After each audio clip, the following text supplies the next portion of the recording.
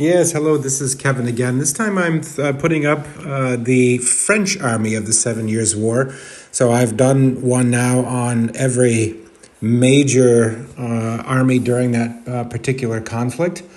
And this is one of the leading participants in the Seven Years' War, which is, I would say, is the first global conflict we had, stretching from one end of the globe to the next. And I would say that at the beginning, the French were very successful, and then all of a sudden it just turned on them. They lost all their American holdings. They lost a lot of their Caribbean holdings. They got beat up on the European front, really brought to task by Frederick the Great and then the Duke of Brunswick. Really had major setbacks and actually became totally bankrupt financially through this process, leaving their finances in a terrible state, which really led to the French Revolution and then, of course, the rise of Napoleon. So I think that the demise of France during the mid to late 1700s was really due to this conflict and really having generals that were in conflict with each other, very poor supply chains, poor training, and really just didn't have a strategy that really held up to what was happening in the world at the time.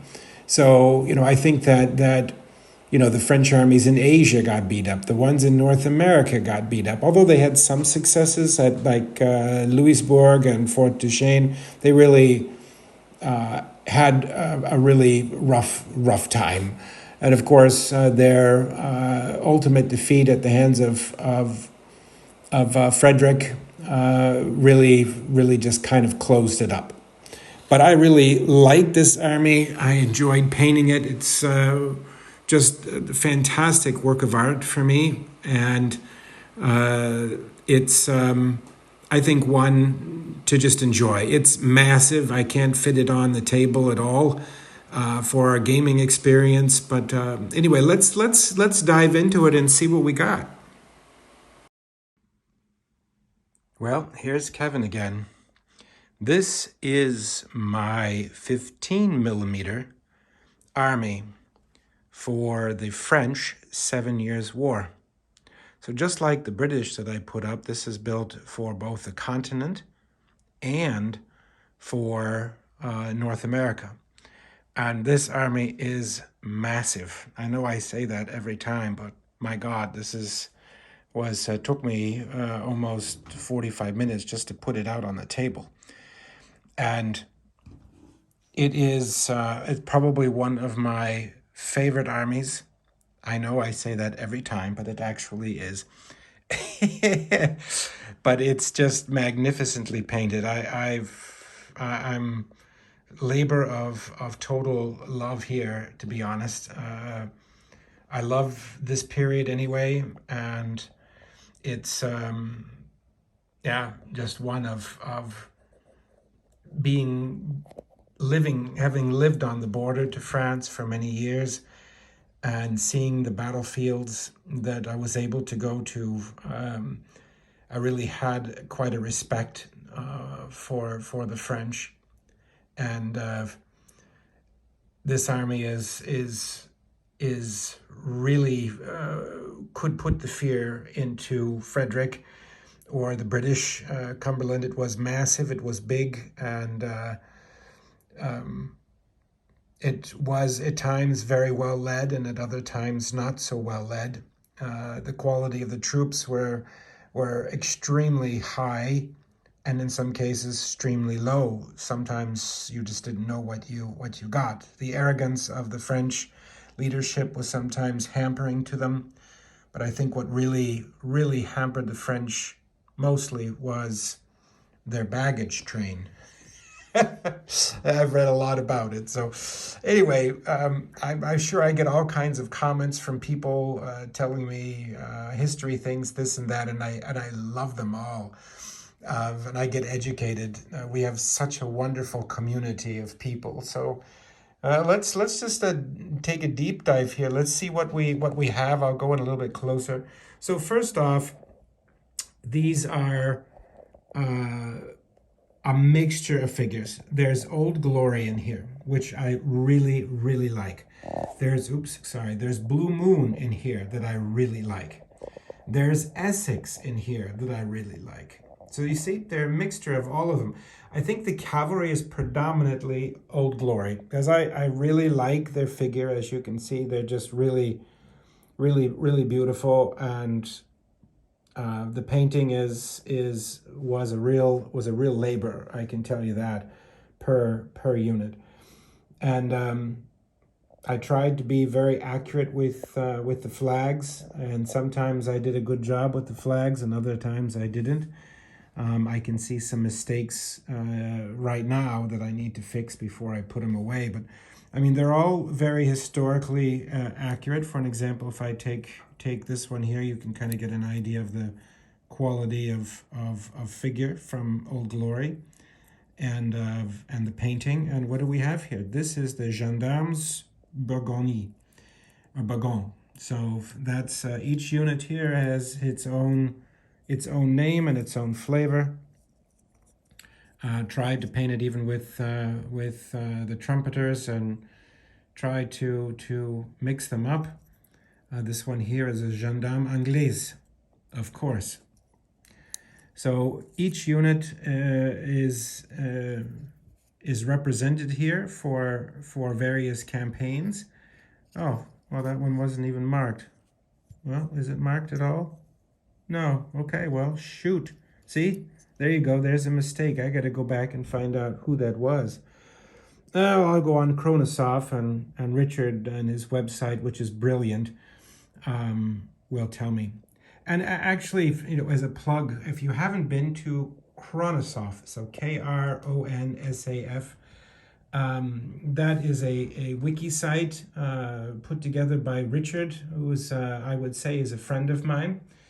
And that website helped me to organize this army, helped paint this army, and I've supported his wiki site for many, many years. So this here is Bratin. So there you go, Bran. And this one here is the Royal Russe. So each one has is marked, or at least it should. And yeah, well, let's go down the line. So I've got various different brigades. Some are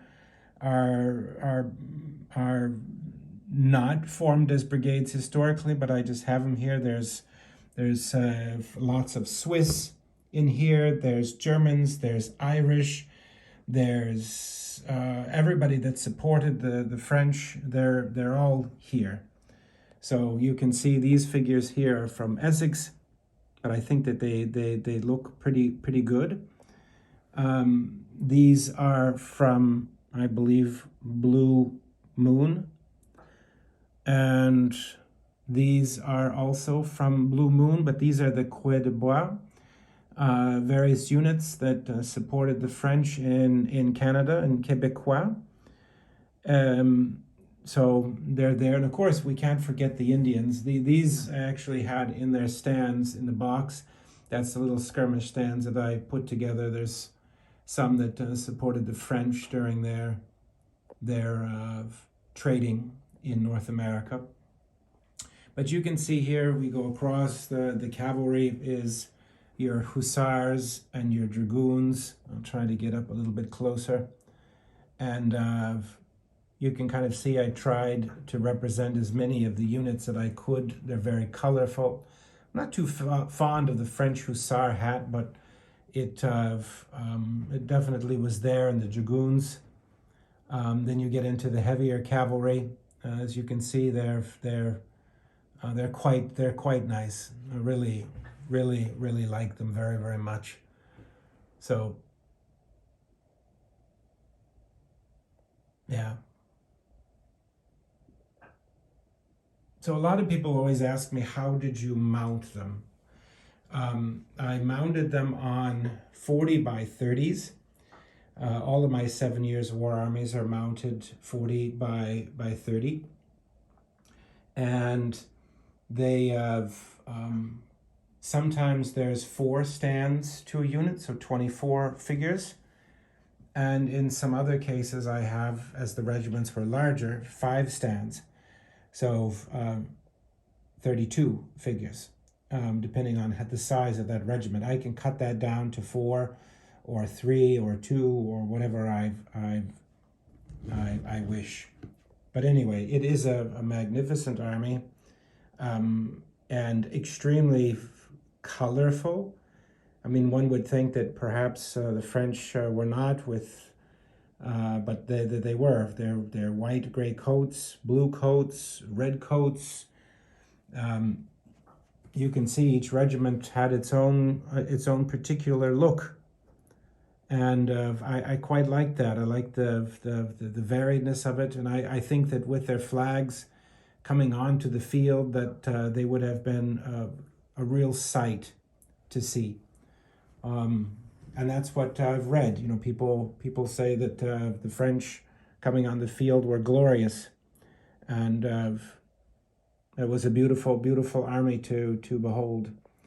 Anyway, I'm hope that you like this army.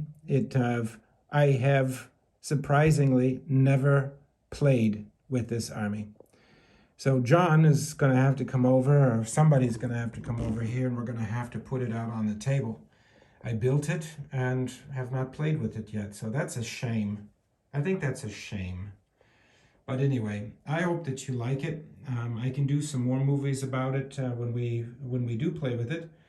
But I think that for now it gives you kind of a little bit of a flavor of a 7 Years' War French army, both continental and in the woods of North America and the woods of Canada. Yeah. But anyway, thank you for watching, and I'll try to put up some more pictures in between so that you can maybe take a look at it. Thanks.